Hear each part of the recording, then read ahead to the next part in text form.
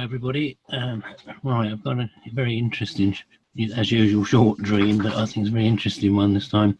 Only a couple of nights ago, and I think really it's a sort of a warning for everybody, rather than directed particularly at me. But I'll let you decide. Basically, it took place in my old hometown of Luton, and I found myself standing at the foot of the Luton Town Hall, which is a magnificent building. Built in 1936 actually. It's a big clock tower about 150 feet tall. It was modelled on the New York skyscrapers of the time in Art Deco style. Anyway, I was staring up at a sort of three-quarter view of the thing, excuse me, and I noticed first of all that the clock faces were absent, which is sort of a part of obviously of a clock tower. And then I saw there's a door at the top, rather oddly, right just under the sort of roof level. And in the doorway was standing no less than Her Majesty the Queen, dressed in very bright pink clothing. And then she stepped forward and just stepped off and came sailing down the front of it. And just as, well, it was part way down, and I suddenly realised that she had changed into Princess Diana, which was a bit odd. But before she actually hit the ground, this very smartly dressed man sort of jumped out of the crowd and caught her. And they both sort of got up and dusted themselves down kind of thing, and started roaring with laughter. And I realised then that Princess Diana was actually drunk as a lord. And the whole thing suddenly came across to me that the whole thing had been contrived for our benefits, that is, the people who are watching. That was basically the dream. I had a few thoughts of it of my own, and then I discussed it with Kevin, who had quite a few more, so I'll relate those. I'll relate mine first, which first of all, I thought that it seemed to signify, possibly to my mind, the fall of the royal family, or the Adams family, as David Icke likes to call them. But somehow they managed to shapeshift and trick everybody, and therefore survive, sort of showing a more acceptable face to everybody. But the drunken part seemed to me to suggest what they are, as they a dysfunctional family. But Kevin had a lot more thoughts about it, and well, I discussed it with him, and he knew I'd never remember it with my 2 or 3 remaining brain cells. So he very kindly wrote it all out, or typed it all out for me, and rather than trying to memorise it, I'm going to now, if I may, read it for you. Right. Creation is all about control and restriction, and it is the objective of the controllers to keep all individuals as slaves. It is through emotional tap lines predominantly that bring us back into future lifetimes, as we are unconscious of the cause and effect mechanics that make this so. Whatever is the construction of our created consciousness, the ideas, agreements and attachments that make up the personal self are effectively the tap lines that ensure we must experience the effects of all these idea causes we maintain. Traumatic emotional events for the personal self can very rigidly become a part of the created consciousness and can keep us in creational lifetimes until this emotionally charged idea is released.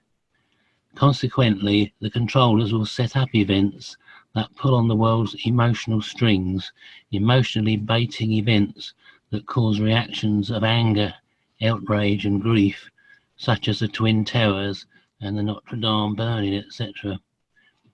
If people do not retain an objectivity to these events, if they emotionally react and bundle that in with the ideas that incorporate the experience, it becomes very much a part of their personal self, and they can cling on to these events for this lifetime, and these ideas remain as part of their created consciousness for future lifetimes. There is a constant poignant reminding of such events delivered by the controllers to ensure the decided upon emotionally charged idea restricting tap line is perpetuated. Excuse me. The best way to have such traumatic events is to build up in people's minds the emotional attachment to whatever it is they intend to destroy, the Twin Towers being a symbol of America, etc. In this experience, then, the possibility is suggested as to how this same model of control was applied to the murder of Princess Diana, that she was built up in the public eye as an iconic figure, and the world would come to embrace her with such emotional, simulated adoration. And then the supposed accident and the desired outcome an emotional charged idea and consideration that lodges in the consciousness of people the world over, with the tap-lining consequences. Coupled with this is the fact of how the reptilians drain energetically from the emotionally provoked masses, and so such events serve a dual purpose, and the more emotionally stimulated the better, as this results in guaranteed restriction and future lifetimes for the slaves, and as a feeding frenzy for the energy usurping reptilians. Interesting that the Queen would seem very drunk as she fell from the tower, perhaps a further demonstration of being literally drunk on all the copious quantity of energy trawled from the event that was Diana's death. That she transformed into Diana would remind us of the abilities of reptiles such as the Queen to shapeshift, and suggests a possibility that many may find disturbing. Perhaps there was no Princess Diana, perhaps she was just one of the reptilians masquerading in this form all along to build up everyone's emotional attachment to Diana and have her executed, or seemingly so. But how do we know what we're looking at if these reptilians can shape-shift into anyone, and they have control of the media to ensure any subterfuge of this nature is kept concealed? The reptilians do sacrifice their own and are more than willing to kill and eat a human or a slave, or throw a royal member under the proverbial bus. But the demonstration of the Queen changing into Diana at least suggests this possibility, with her seeming drunkenness due to all the vast quantities of emotional outpouring energy the Diana death caused. That Diana was maybe a built-up creation with all the elements and details to ensure a cataclysmic final emotional event, with reptilians assuming the form of this woman, were required for public consumption. And the absence of the clock face further demonstrates the reptilian involvement, as they very much are able to operate outside of time, to stop time and rearrange timelines in accordance with their various agendas. Peter, that was excellent. Good for you. Thank you. Yeah, the intoxication part is being drunk or intoxicated because the monarchy, the royal family, whatever, they are intoxicated with themselves, you see. And that's a drunk person. It's all about them, etc. And that's very good. And yes, their rise and fall. And so they're going to do everything they can to sustain their position because they see what's coming up, etc. But no, that was great. Good for you. Thank you for sharing. Well, I had this very long, convoluted dream back in January, actually. Not that really makes a difference. It started, as far as I could remember, on waking in, guess what, an accountancy firm's office, where everything seems to be in my life. I've had dreams. It seemed to be in an old office I used to work in for my first firm, but the several people I saw, the ones that I recognised, were actually from a later firm, so it was a bit of a jumble, really. Right. I seem to have returned to the firm after a period of a few years' absence, and was greeted by one or two of the people I recognised, plus one man who seemed to know me very well, but I didn't know from Adam. Out of politeness, I pretended to know him and greeted him cheerily also. I sat at a computer and found it was not working properly. It transpired some kid or kids had been playing with it and succeeded in jamming it somehow. I asked one of the others if they could sort it out, a lad I worked with on the physical side, who was at that time the office computer wizard. He came over and looked at it.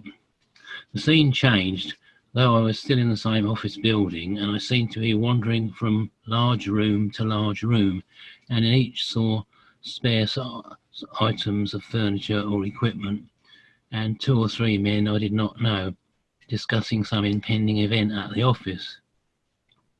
It appeared to be a serious matter concerning some bigwig on the firm who had apparently produced some badly incorrect accounts for a firm, and there was about to be some kind of showdown in the office.